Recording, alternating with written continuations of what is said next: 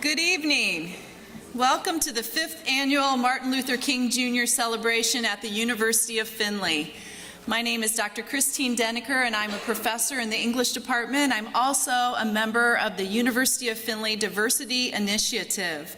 The UFDI is a group of faculty, staff, and students who work to promote and elevate experiences and discussions that are rooted in diversity and social justice. Tonight's event is sponsored by UFDI, the Buford Center, the Black Student Union, the Findlay African Student Association, Habitat for Humanity, and the Student Government Association. It's really exciting to see all those groups come together to support this celebration. As an educational community, we're committed to remembering the dream, passion, and urgency that Reverend Dr. King uplifted in his fight against the injustices in the world. We as an educational community cannot and must not remain silent in the face of injustice. Instead, we must work to continue the progress made and not let current events and affairs divide us. It's my pleasure to introduce an ensemble of UF faculty, staff, and students who are going to perform a musical selection to begin tonight's celebration. Please join me in welcoming them.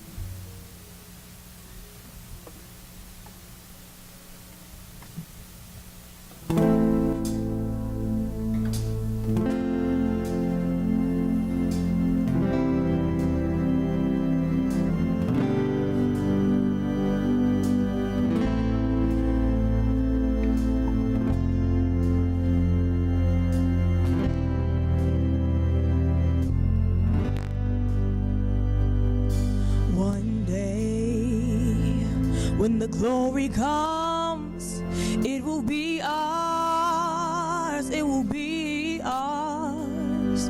Oh, one day, when the war is won, we will be sure, we will be sure.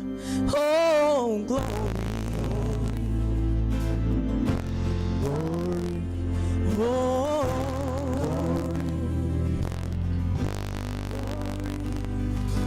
Hands to the heaven, no man, no weapon formed against, yes, glory is destined. Every day women and men become legends. Sins that go against our skin become blessings. The movement is a rhythm to us. Freedom is like religion to us.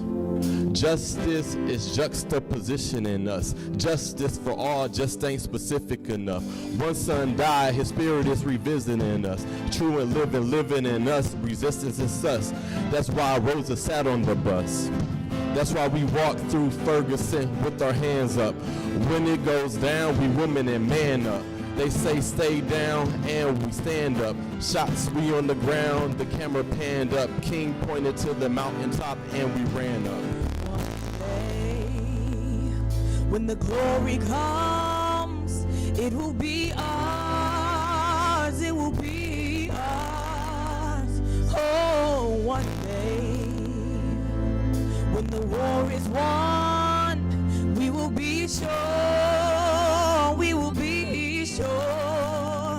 Oh, glory, glory, glory.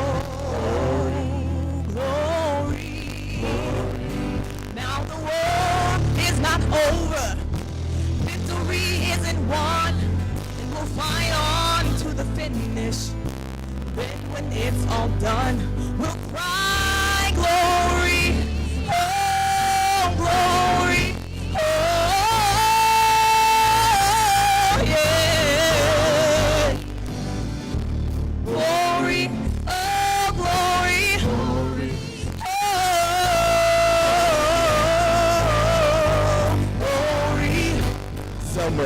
out for every man, woman, and child. Even Jesus got his crown in front of a crowd. They marched with the torch, we gon' run with it now. Never look back, we done gone hundreds of miles. From dark roads, heroes, to become a hero. Facing the League of Justice, his power was the people. Enemy is lethal, a king became regal. Saw the face of Jim Crow under a bald eagle. The biggest weapon is to stay peaceful. We sing, our music is the cuts that we bleed. Somewhere in the drink we had an epiphany. Now we right the wrongs in history. No one can win the war individually. It takes the wisdom of the elders and young people's energy. Welcome to the story we call victory. The coming of the Lord, my eyes have seen the glory. One day, when the glory comes, it will be ours. It will be ours. Oh, one day, when the glory comes, it will be ours. It will be ours. Oh, glory, glory.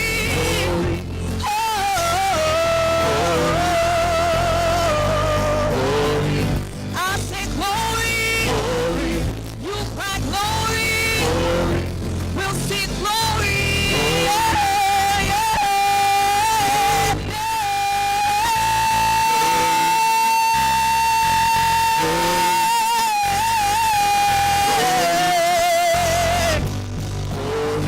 We'll say glory. We'll say glory. We say glory. Oh, glory. We'll cry glory. I say glory. You say glory. Say glory. Glory. Oh, glory.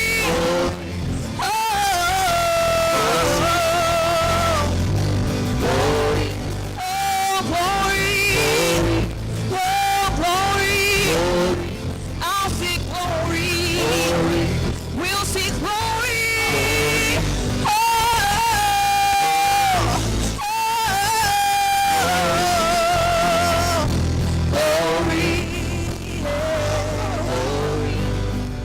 Some glad morning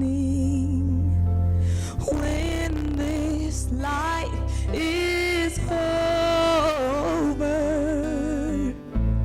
Glory, I'll see. Glory, we will cry. Glory, oh. Some glad morning when this life is over. Glory, I'll cry. Glory, yeah. Glory, glory.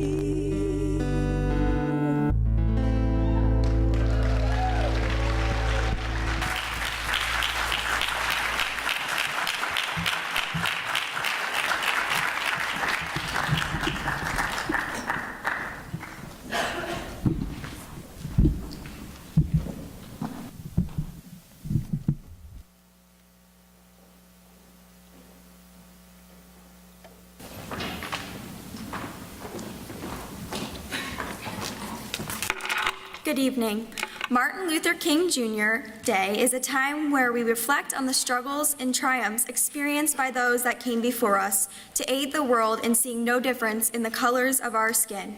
While we do not all look the same, Rosa Parks, Malcolm X, Reverend Dr. Martin Luther King Jr., and countless others fought to show the world that no one person is inferior or superior to another based on the skin they were born in. While America has come a long way in the last 50 years following Reverend King's death, there are still roadblocks to truly being seen as equal in society.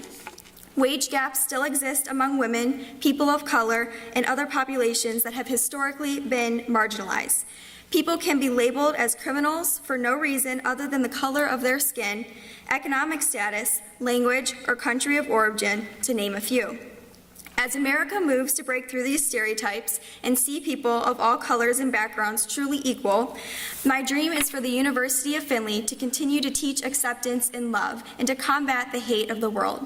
In the words of Dr. Martin Luther King Jr., "Darkness cannot drive out darkness, only light can do that. Hate cannot drive out hate, only love can do that." Now, I would like to introduce the woman on our campus that inspires us all to accept and show love to each other, our president, Dr. Fell.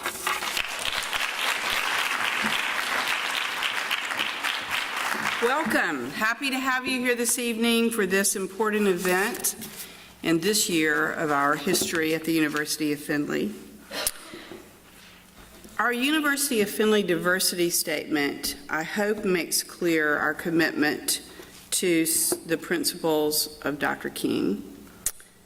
It says this: as part of our commitment to achieve excellence, the University of Findlay values and actively promotes a welcoming and supportive environment that honors the many aspects of diversity. We aspire to foster acceptance of, respect for, and appreciation of all persons in our campus community.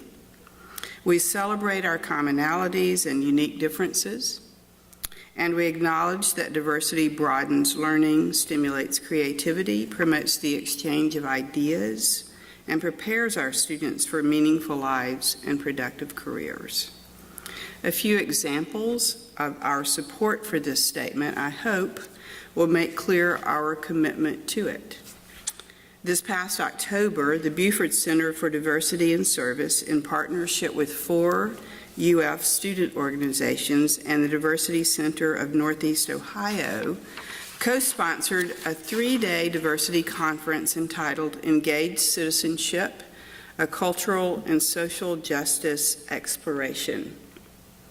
This program provided 18 University of Findlay students, ranging from freshmen to graduate students across different academic disciplines, representing 7 countries and 5 states within the United States, provided them the opportunity to learn about different cultures and topics that contribute to the development of an engaged, cultured citizen. Students visited the Toledo Museum of Art and learned about Kara Walker and her major work, Harper's Pictorial History of the Civil War Annotated. Students also visited the Black Heritage Library and Multicultural Center and participated in workshops on campus focusing on navigating culture, social movements, actionable change, and facilitating meaningful dialogue, real dialogue. The conference challenged students to consider other perspectives and to think critically about their own perceptions of people who are different from them. Staple UF programs like Oilers Serving Abroad are beginning to expand to different countries as students look to further serve the global community, learn about different cultures, establish relationships, and enrich the lives of others and themselves. An internal goal-getter grant recently was used to market our diversity statement across campus to different constituents. The university faculty are implementing the diversity statement into their syllabi. As we remember Dr. King's legacy, let's pledge anew to be a campus that embraces diversity and supports justice for all. It is my pleasure now to invite one of our students, the Graduate Assistant for Intercultural Student Services, Miguel Valdez, to introduce our keynote speaker. Miguel.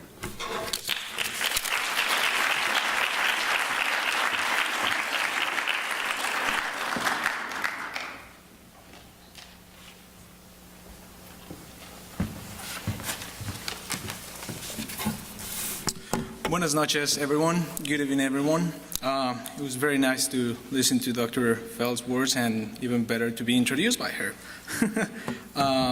Shobar Aka is a distinguished social activist, public speaker, and recording artist. Shel was educated at Tuskegee University and the University of North Texas. He studied television, film, anthropology, and public administration. This Atlanta-based artist has performed and spoken throughout the world, ranging from race relations in South Africa to establishing musical cohorts in Indonesia. He also is a founding member of the Christian hip-hop group 116 Click and 4th District, an urban platform that seeks to redefine online community and engagement via art and insightful discussion by thinkers, artists, and musicians.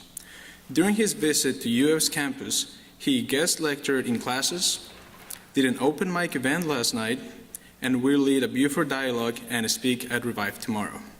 Please join me in welcoming our featured guest, Shao Baraka.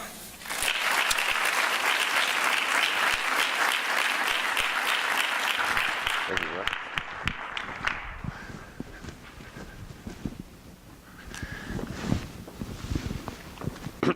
Hello, hello.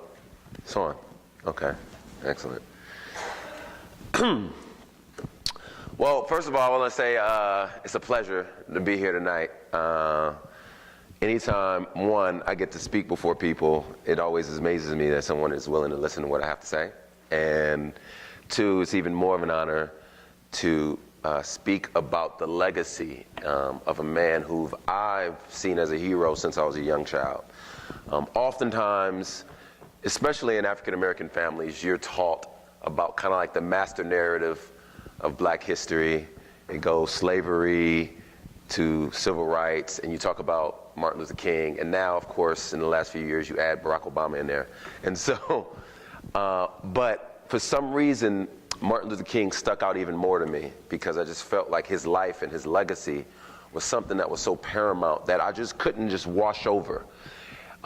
There's a parable about blind men touching an elephant that I'm sure a lot of us here are familiar with, and they use this on how people describe on their discovery of truth, right? So one blind man touches the side of an elephant and he says, well, this is a wall. And another blind man touches the trunk and he says, well, this is a large snake. And then someone touches the ivory and they say it's a spear.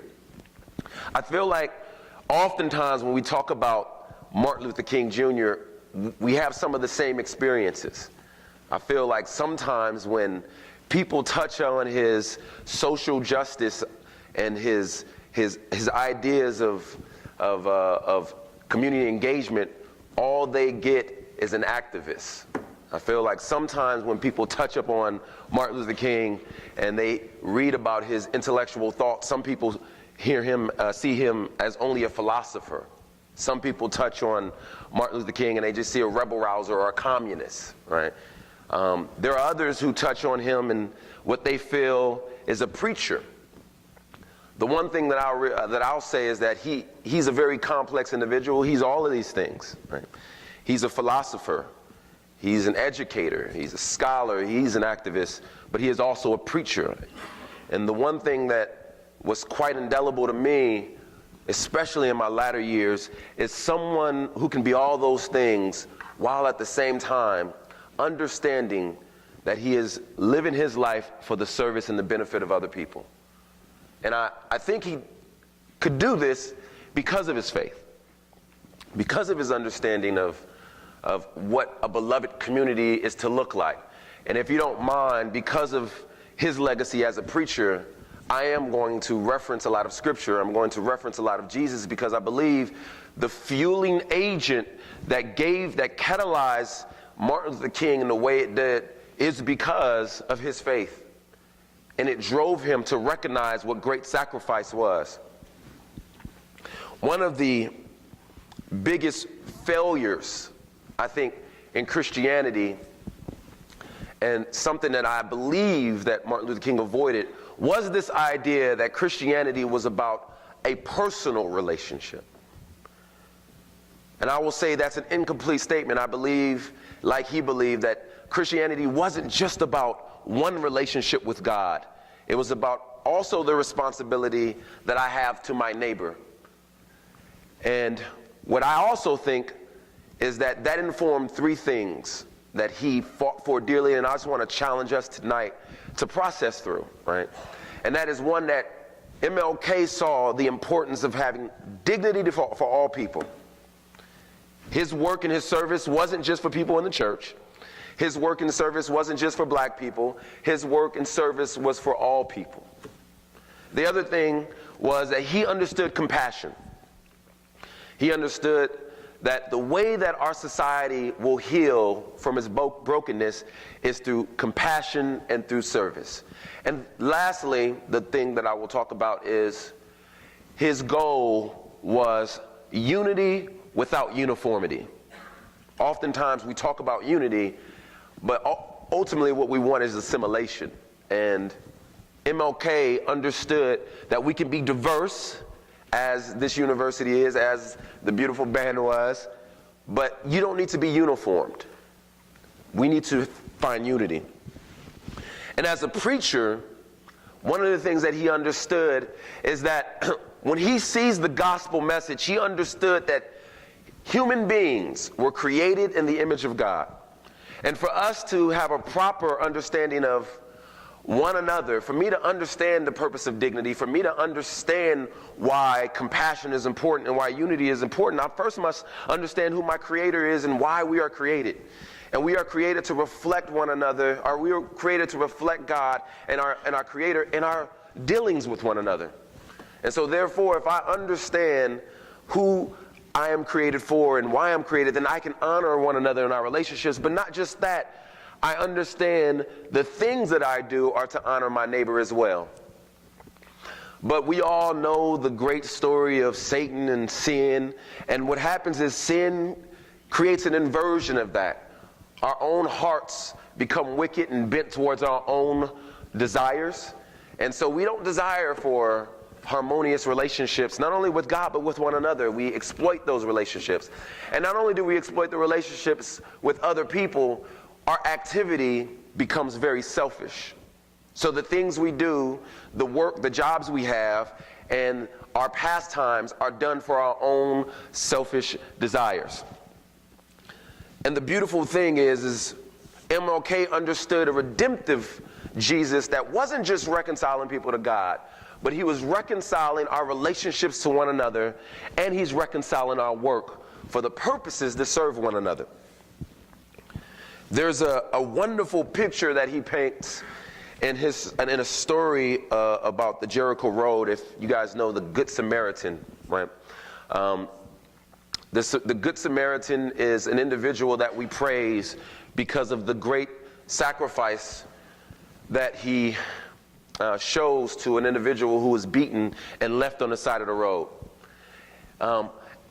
MLK takes a little creative license to say something that I think we all can understand and should be able to connect with. It's that, of course, the world needs more Good Samaritans when we see people beaten and left on the side of the street. But we must ask ourselves an important question: is why is so much bad happening on the Jericho Road? And what are we going to do about that? He has a wonderful quote that I love. He says, "Only a dry as dust religion prompts a minister to extol the glories of heaven while ignoring the social conditions that cause men an earthly hell." If our religion, if our faith, if our worldview, no matter what faith tradition you come from, if you believe in something that extols great glories in a great afterlife but doesn't call you to be responsible in the here and now, you have a dry as dust religion. And MLK would challenge you on that, and he would say the same. The reality is that our world is broken. There are systems that are broken, but we are people in this room who can bring great redemption and reconciliation. In the midst of willful ignorance and complicit silence, MLK believed that being passive was not an option. In his letters from a Birmingham jail, he gives a scathing rebuke to other individuals who would call themselves his brothers and sisters of the faith, and saying, "Why are you silent?" He's waiting for those to partner with him in this idea of justice.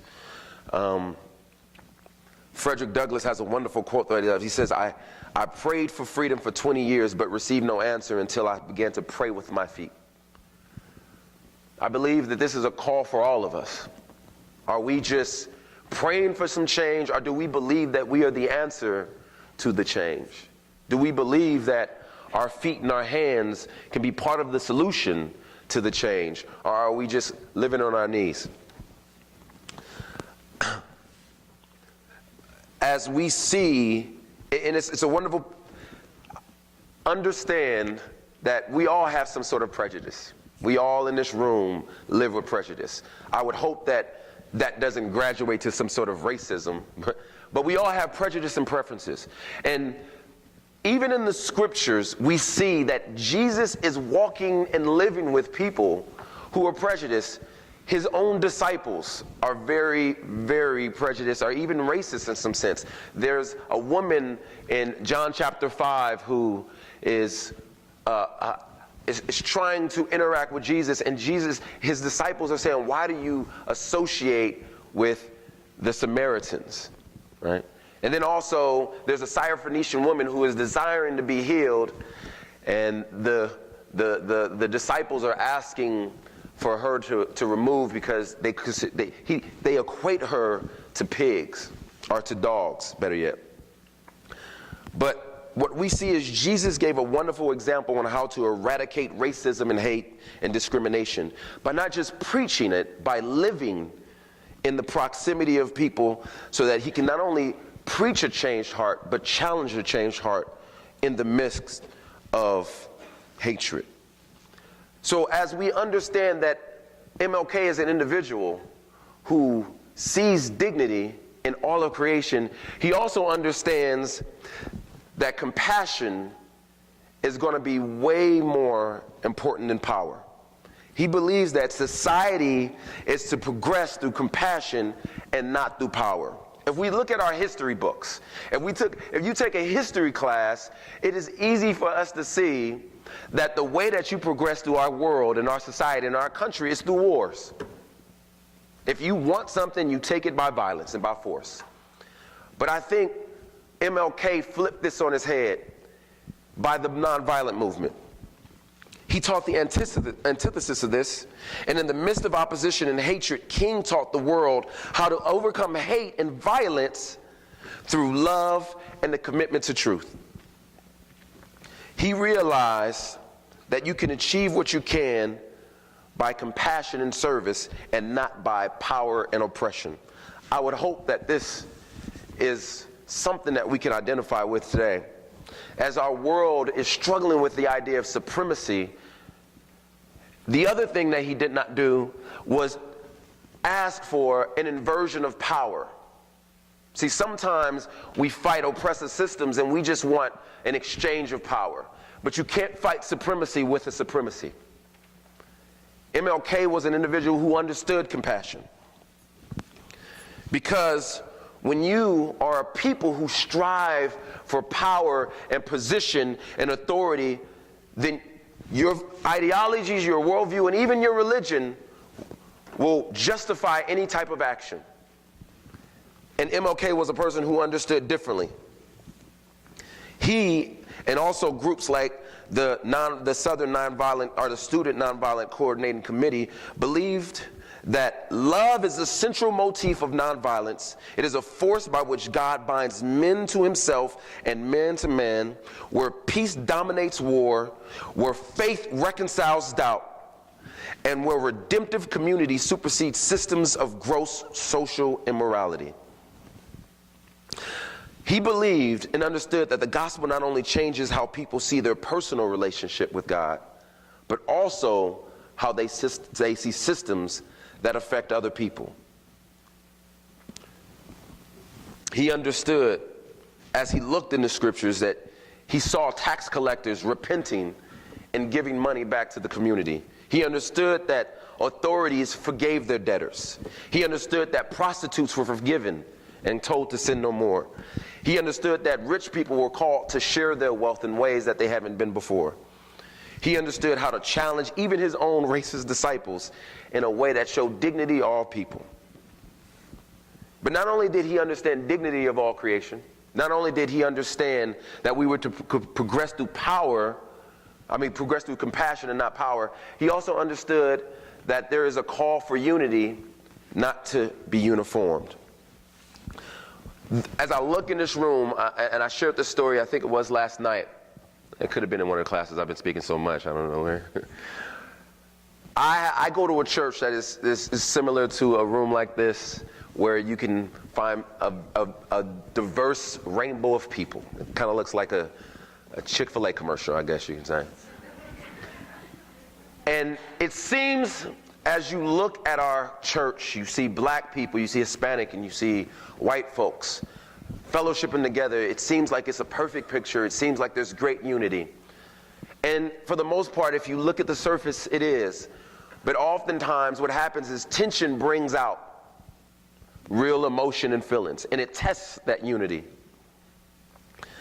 And oftentimes what you'll learn is that proximity doesn't always mean authenticity. Just because you're in the same proximity with someone doesn't mean that they authentically care about you, or that there is an authentic understanding that you are an image bearer and that you are to have dignity, and I am called to love you despite who you are. Tragedy and trauma brings out real emotion. And what I saw in our church was during times of racial tension, whether you had people who felt like police brutality was a real issue or people who didn't feel, were people who claim that they can worship and love the same God but hate one another because of political polarizing views. And that's because there was no real authentic community that was being built. Oftentimes I would hear my white brothers and sisters say, well, I don't see color, I am colorblind.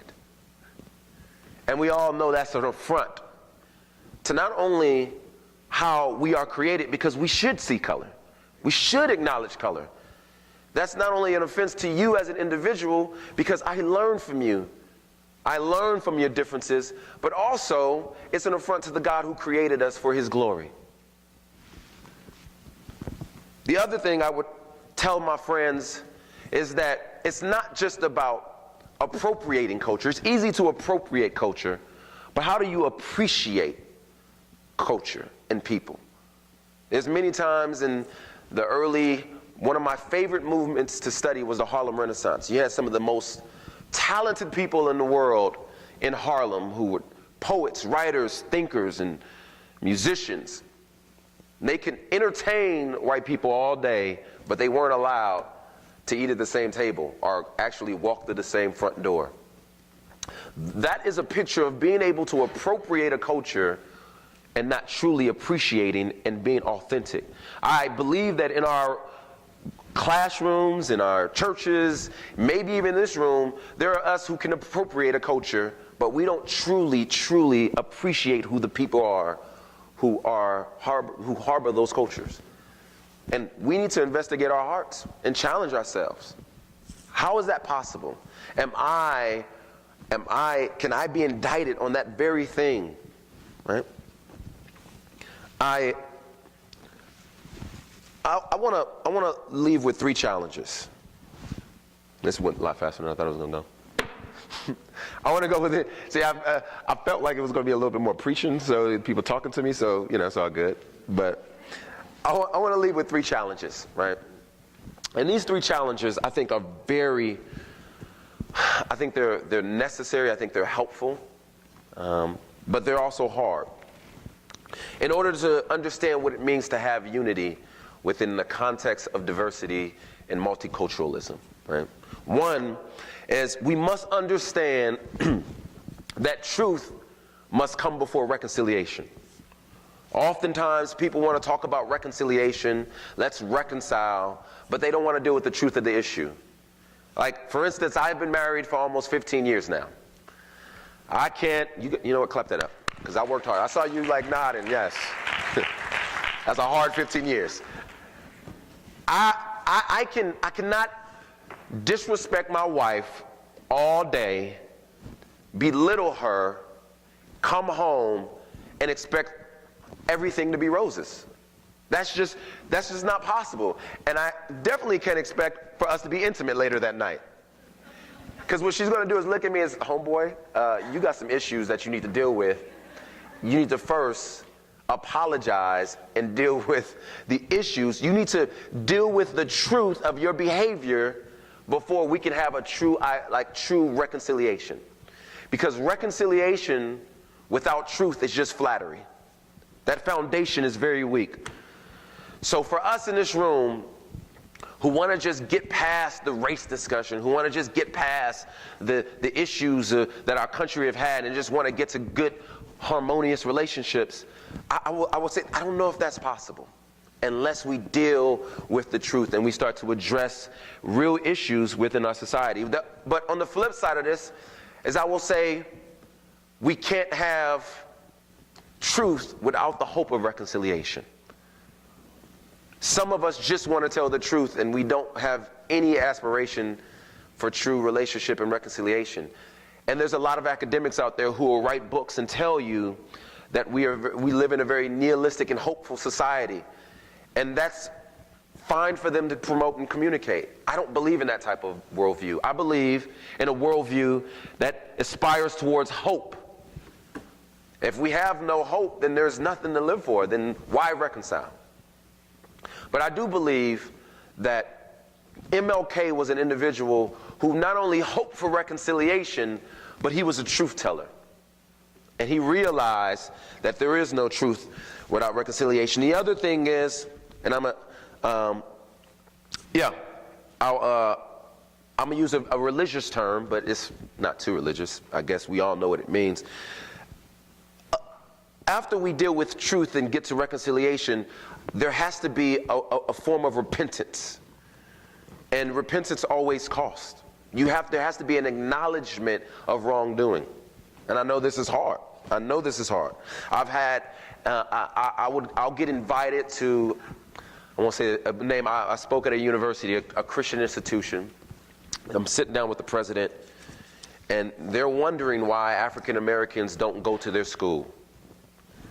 And they're trying to get more diversity in their university, at their institution.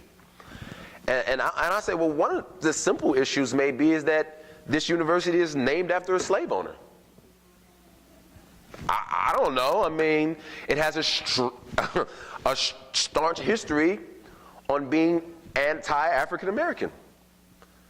So what does it mean for this institution to repent? I don't know. But I don't think a lot of people are having those conversations. You have an endowment of millions and millions of dollars. That wasn't just built off the kindness of people who just came into and stumbled into some wealth. That was built off the backs of slavery. Let's also talk about how that land was probably stolen as well from natives. These are conversations that need to be had. And so when someone talks about reparations or restitution, I don't think that's a far cry. I believe that as MLK began to creep towards the latter years of his life, he became less adorable to people because he became more of an ardent supporter of economic injustice. And what does that look like for us to repent, to say, you know what, I've realized the truth of the issue and I need to make what I've done wrong right as a country? And those are tough questions. I don't have the answer. If I did, I probably wouldn't be here speaking. Or if I was, it would be packed. The room would be full of people, and I'll be selling a book and signing it, making a lot of money. But it's not about the money. But we see that repentance is important. The other thing is that MLK understood that love, ultimately that the gospel that he believed in, and love made enemies family. The difference between peace and love is drastic. We can have a ceasefire. I can stop fighting you, but that doesn't mean we love each other. And though peace and a ceasefire is great, and I'll take that, definitely, I think the ultimate call is to make enemies family. And I think this was the goal of a man like MLK. It wasn't just for us to stop hating one another. It was for us the greatest call was to love one another. And are you just cool in your room with not telling racist jokes? Are you just cool with not hating somebody who lives differently than you or acts different? But are you called to love those people? Are you called to serve those people? I think you are. And so I would say that he calls folks to put down their differences, to understand love has called us to be family. There's a wonderful quote by a gentleman, Henry Newman, and some of the ways that we create spaces for enemies to become family is simply by creating spaces of hospitality. He has this quote, he says, hospitality is not just to change people, but it's to create a space for where change can happen. And oftentimes, when we have conversations with one another, we're just trying to win arguments, or we're just trying to get points across. But are we creating spaces where hospitality is extended, where we can have hard conversations?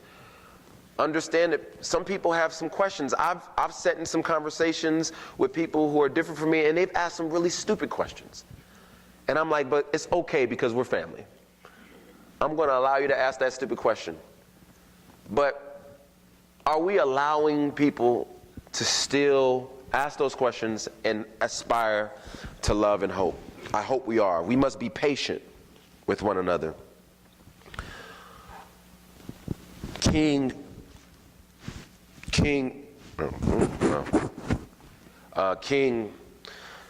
has one statement that I think is also quite powerful, and it calls us to action. He says, cowardice does what is safe.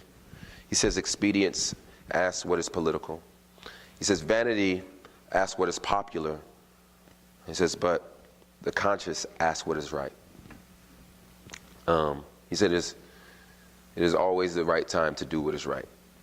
I believe today that as individuals in here, we have a responsibility not only to see all people with the dignity of creation, we have a responsibility to use our platforms, our power, our occupation, our jobs, no matter what you are, for compassion, not to lord and oppress and marginalize people, but how do we progress through society for the benefit of all creation, right?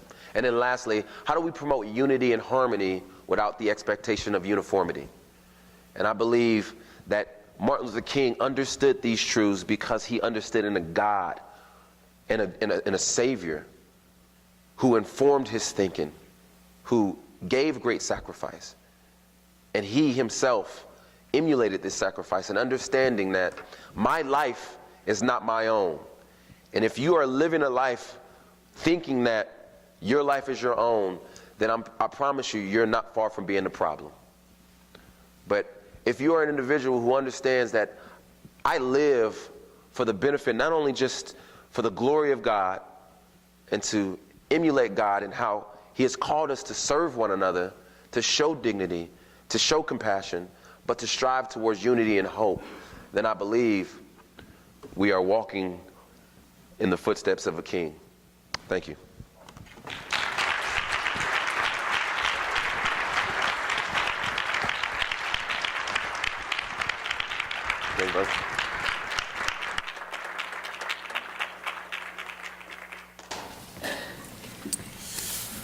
Good evening. I'm Dr. Braylock. I'm Dr. Robert Braylock, and I serve as Director of Intercultural Student Services here at the University of Findlay. On behalf of the University of Findlay Diversity Initiative, the Buford Center for Diversity of Service, the Black Student Union, Findlay African Student Association, and Habitat for Humanity, I would like to thank you all for attending tonight's program. Our MLK celebration has grown a lot over the past few years. This is our 5th year having our own campus MLK program, and seeing where it started back in 2013 so where it is now is pretty remarkable.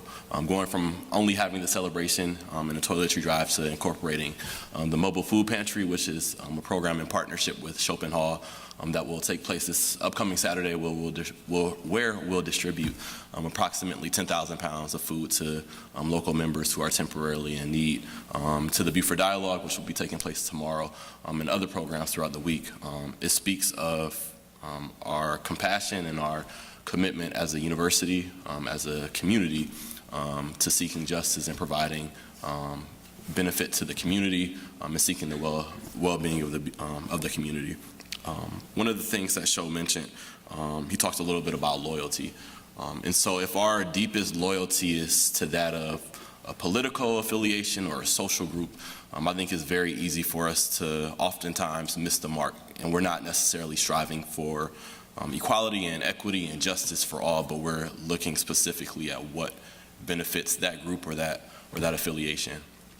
And so as an institution of higher learning, as an institution that has a deep history with the church, and identifying as an institution that strives to be more like Christ, I think it's important that we each individually, but also probably even more importantly, as a community, recognize where our deepest loyalty should lie. And that's beyond ourselves, beyond what necessarily benefits us the most as a community. Each of us have different levels of privilege in different areas of our lives and things like that. And so I think ultimately to get to a place where we are providing justice and seeking justice and making strides in justice and equality and equity, that we have to relinquish some of our privilege. And that's obviously not easy. A lot of us don't want to lose that comfort level. So what does it look like for me as an educator and as a healthcare professional to say that teachers should probably be making a lot more money than they're getting paid? For me to say I'm okay with making less as a pharmacist. What does it look like for us as educators to seek justice in the schools that we're at, recognizing that our education system isn't really set up for success in communities that have historically been marginalized, recognizing that funding there is significantly less than more affluent areas? How do we address those injustices and to seek the well-being of the places where we work?